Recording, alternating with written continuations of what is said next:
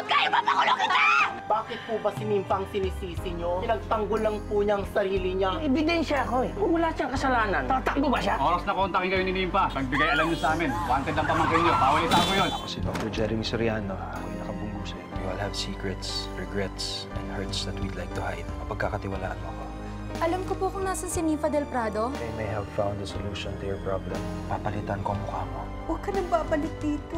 Marami ka pang pwedeng gawin. Pag nakulong ka, hindi mo na magagawa yun. Pero hindi ko kaya kabayaan kayo, Chang.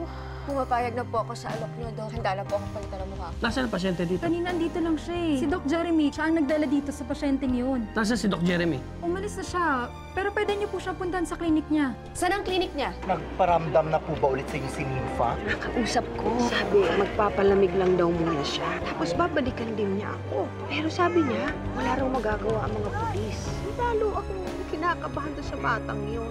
Just relax. We have everything under control. Anong may tutulong ko sa inyo, sir? May nakapagsabi sa amin na naging pasyente niyo raw yung babaeng yan. Wanted yan, Doc. Naging pasyente ko nga siya. May nasabi ba siya kung saan siya naglalagay o saan siya pupunta? Wala eh. Wala na siya sa kwarto niya nung nag-rounds ako sa ospital kanina. Basta-basta na lang umalis eh. Hindi ko naman alam na wanted siya ng polis. Excuse me, Doc. Nasa recovery room na po siya. Okay. Sorry I can't be of any more help. Pero meron pa akong ibang pasyente dito. Salamat, Doc.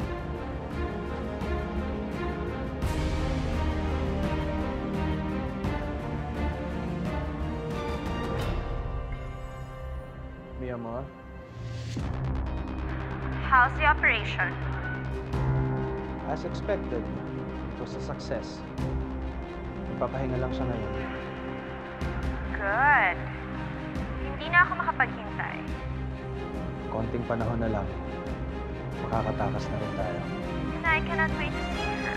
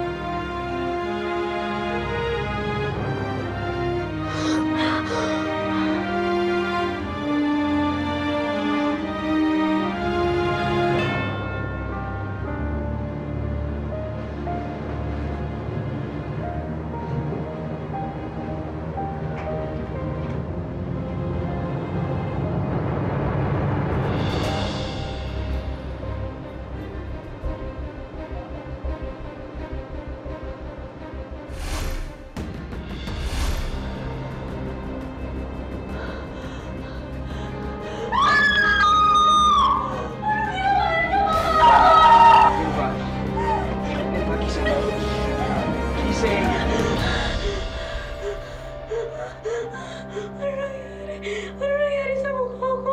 Ano ginawa mo sa mukha ko? Tama na, tama na. Ano ginawa mo sa mukha ko? Tama na, nananaginip ka lang. Nananaginip ka lang.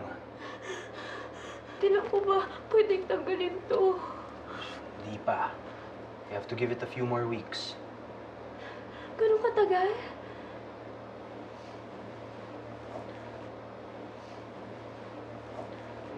Alam mo ba kung bakit napakamahal ng mga orchid? Because they take a lot of care and attention for them to bloom. One, minsan taon ang hinihintay bago mamulaklak ang mga to. So right now, think of yourself as an orchid. Pero sa ngayon, bud ka pa lang. Kaya kailangan alagaan mo ang sarili mo ng mabuti. And eventually, you're going to bloom into the rarest and most beautiful orchid out there. Lahat ng paghihintay mo will be worth it.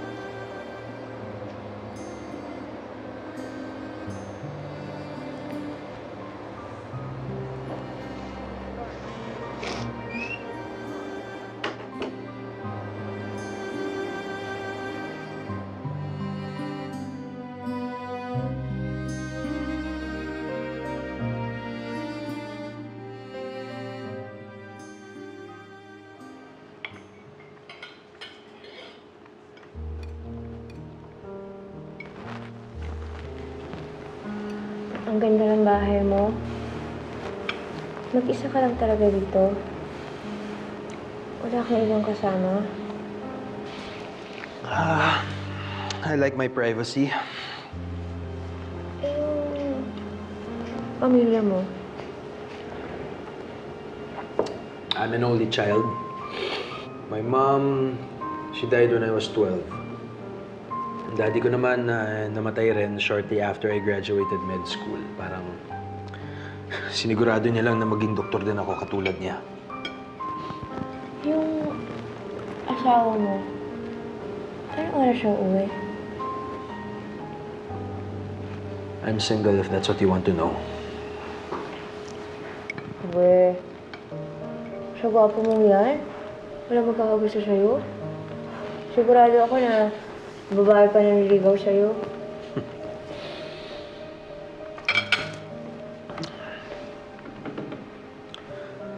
I fell in love once. We were classmates in high school. Pero eventually, katulad ng karamihan ng kwento, nagkahiwalay din kami. And then, after a few years, I saw her again in Bali. Kasama ko yung mga brad ko, tapos siya naman mag-isa. Nakita ko siya bumibili ng painting, so tinulungan ko siya makipagtawaran doon sa tindera. Yan, tapos from then on, kami na nagkasama buong bakasyon namin. Tapos? Tapos, nung pauwi na kami, nalaman ko yung painting na binili niya pala para dun sa bahay niya at ng asawa niya. Ang saklap naman nun. Pareho pala tayong sawi sa pag-ibig. Well, you know, I still haven't given up. Maasa pa rin ako na kami pa rin magkakatuluyan. Kami pa rin ang magkatadhana. Huh? Eh, paano yung pamilya ng babae? Iiwan niya yung pamilya niya? Kaya naman alagaan ng lalaki mga anak nila mag-isa. Ha? Paano yung mga bata? Hindi ka ba naawa sa pamilya niya? Wala akong pakialam kung ano man ang nararamdaman nila. Ang mahalaga, magkasama kami ni Rosette. Yan lang.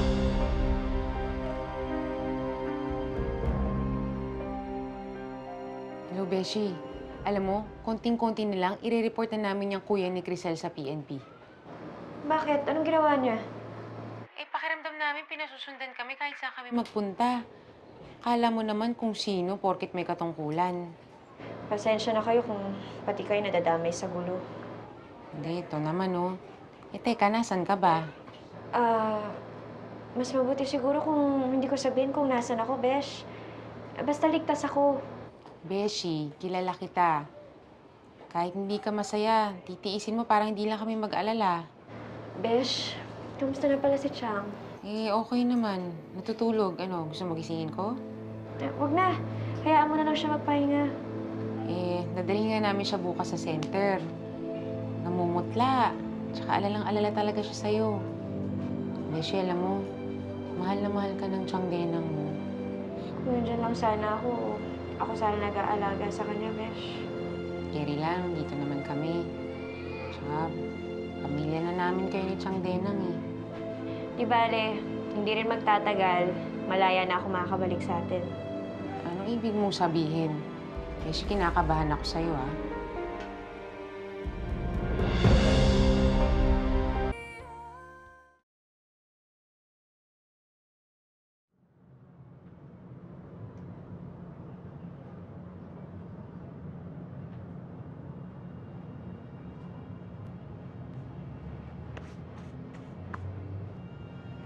Yun na yun.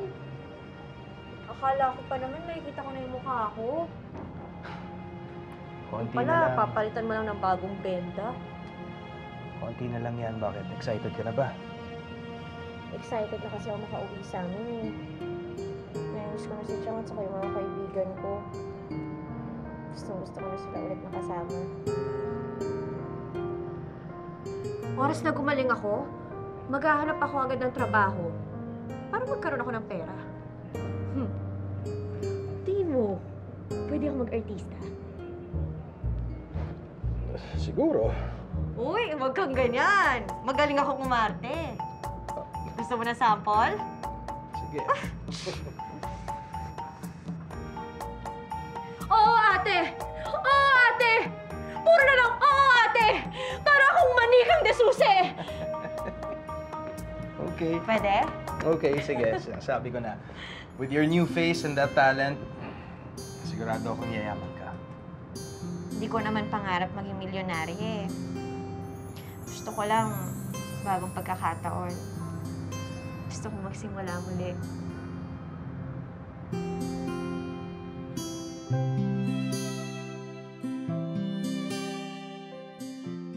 Konting panahon na lang, she'll finally be ready. You think papayag siya? Yes, I chose the right person. Sigurado ka? Sa iaalok natin sa kanya, she would just be a fool to say no. Trust me. Everything is set. That's what I love about you.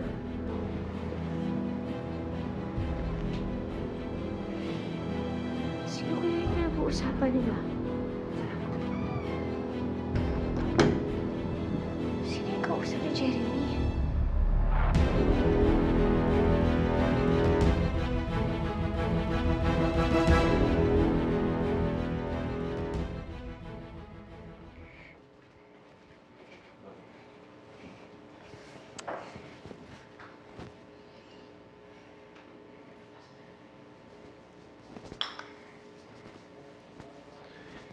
You know you shouldn't bite your nails.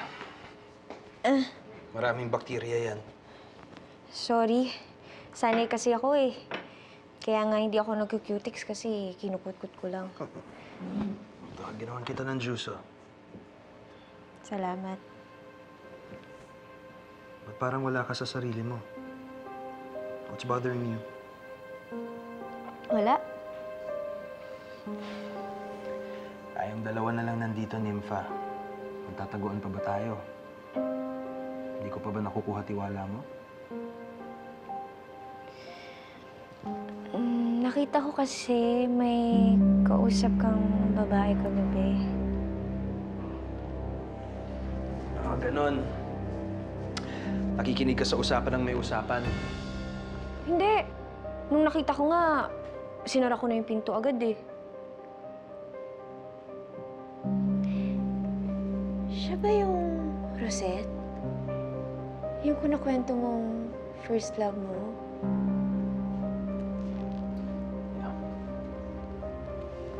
May komunikasyon pa pala kayo? That's a nice way of putting it. Hiniwalayan niya na yung asawa niya? Hindi pa. Pero malapit na. Sandali. Hmm? Bakit? Okay. Parang maganda yung paghihil ng mga sugat mo. Malapit na natin tanggalin yung mga benda mo.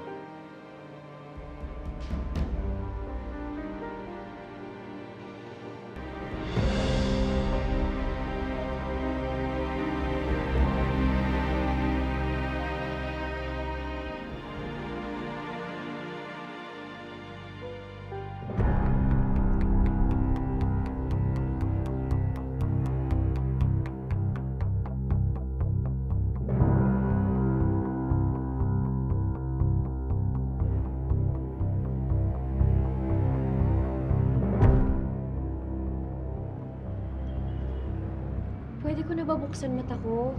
Sandali na lang.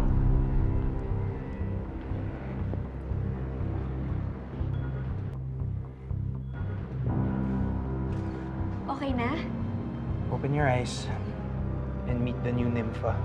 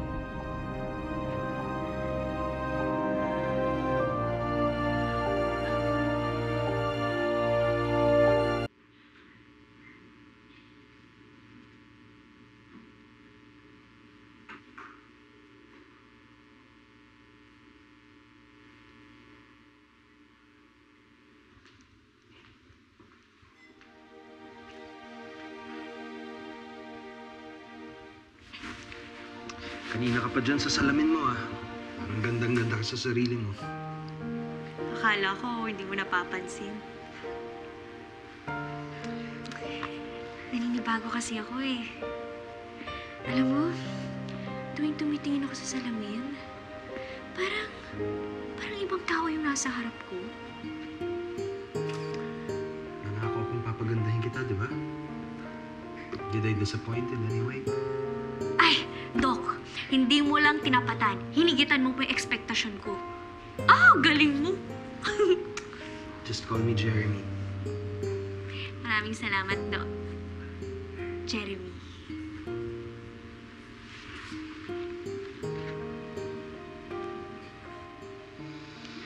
Pero hindi pa tayo tapos, ha? Meron ka pa mga ilang stitches dyan na gusto kong ayusin.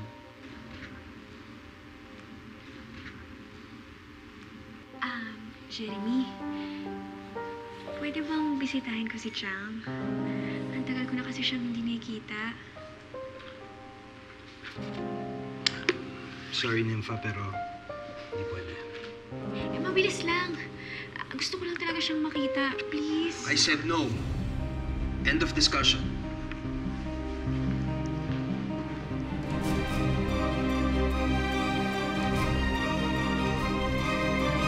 Tao po! Chang! Tao po! Chang! Tao po! Chang! Nasaan kaya sila? Bakit wala sumasagot?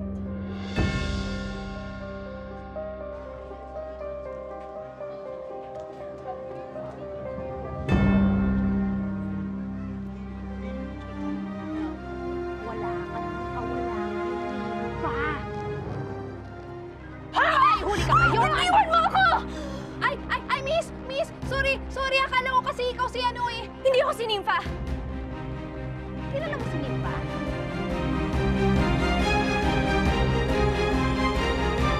Kilala mo si Nympha? Narinig ko kasi yung hinahanap mo siya. Hindi ako yon. O eh, sino ka? Ngayon lang kita nakita dito. Tsaka bakit ka kumakatok dito sa bahay ni Aling Denang? Denang? Oh! Denang baka mo yung sinasabi mong may-ari nito? Nako, nagkamali nga yata ako. Pasensya ka na, ha? Hoy! Hoy! May sandali lang! Aba! Ayos ah. Pasensya na, ha?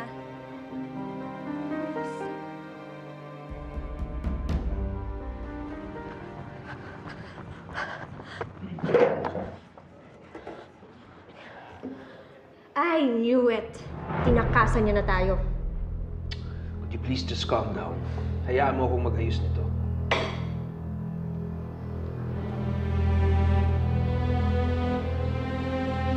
Jeremy,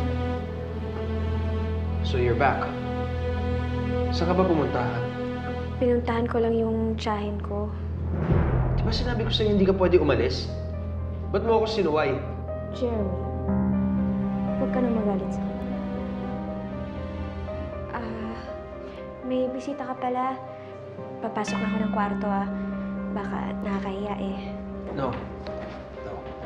Please, stay.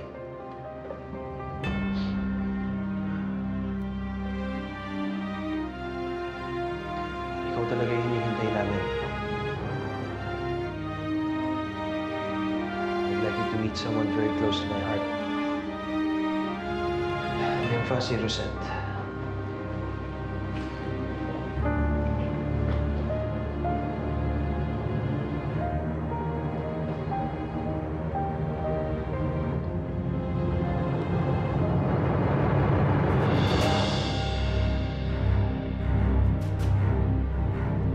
Finally, nakita na rin kita.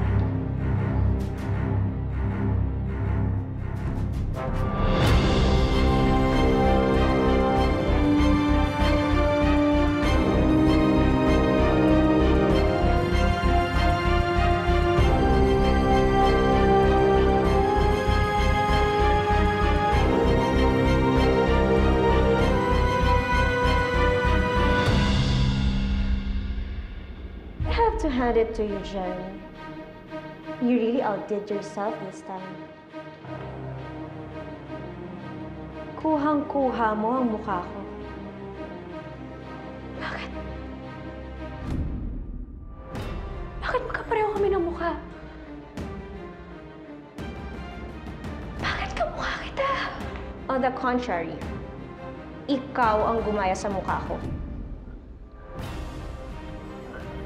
Bakit kinopya mo yung mukha niya? Ikaw ba magpapaliwanag o ako? You've done your part, Jeremy.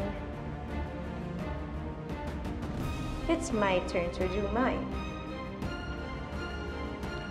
Pinalitan ni Jeremy ang mukha mo dahil sa isang dahilan. Para magpanggap bilang ako. Nandito ka para maging impostora.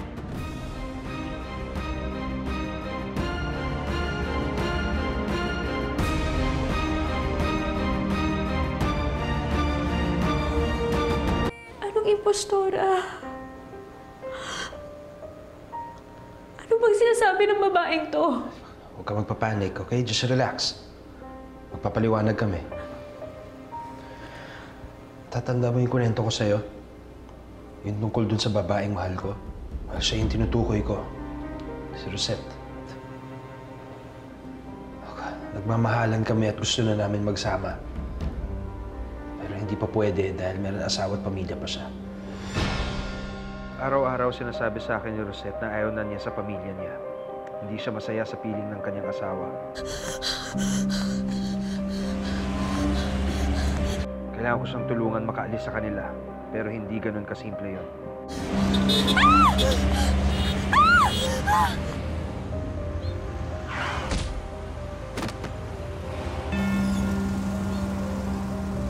Hanggang sa nagtagpo tayo.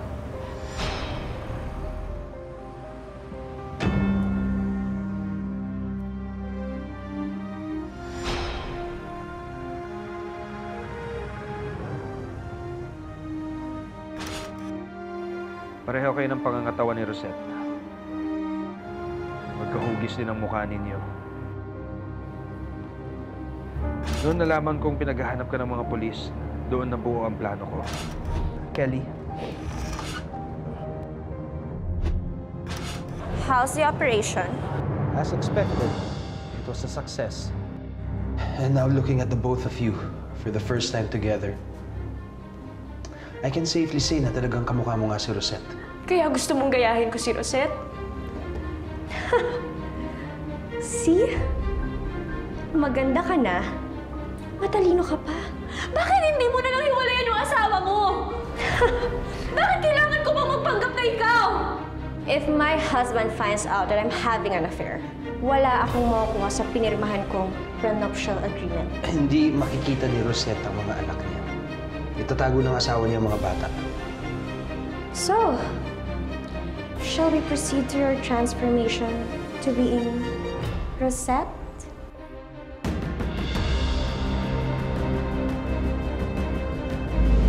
Hindi ganun kadali ang gusto nyo. Hindi ko kaya magpanggap na ibang tao. Handa kami magbayad ng malaking halaga. Just name your price. Ganyan ba talaga kayo mayayaman? Tingin nyo madadala nyo kami sa pera nyo? Tingin mo mabibili mo lahat? Aling Tonet! Kilala mo ako, miss? Si Denang, sinugod sa ospital na natake sa puso palibhasa. Sobra niyang dinamdam yung nangyari sa pamangkin niya. Kailangan po siyang maoperahan dahil kung hindi, kamamatay niya po ito. Baka nakakalimutan mo. Hinahanap ka ng mga pulis. Tingin mo hindi sinabi sa akin ni Jeremy ang kasalanan mo? I think Grisel would be thrilled to know kung nasan ka ngayon. Hindi mo gagawin yan. You have no idea what I can do.